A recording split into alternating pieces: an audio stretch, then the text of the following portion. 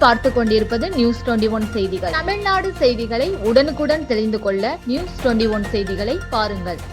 Vettavalam line சங்கம் சார்பில் ஏழை கர்ப்பிணி பெண்களுக்கு வளைகாப்பு விழா.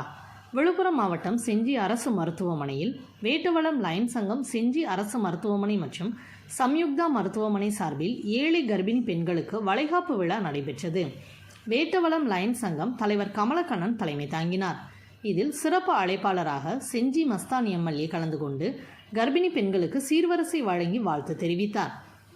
நிகழ்ச்சியில் செஞ்சி ஒன்றிய குழு பெருந்தலைவர் விஜயகுமார், செஞ்சி பேரூராட்சி மன்ற தலைவர் முக்தியார் அலி மஸ்தான், விழுப்புரம் முண்டியம்பாக்கம் அரசு கல்லூரி மருத்துவமனை இணை இயக்குனர் டாக்டர் ரமேஷ் பாபு, அரிமா சங்க மாவட்ட தலைவர் இளங்கோவன், வட்டார தலைவர் வெங்கடேசன் மற்றும் பலர் கலந்து கொண்டனர்.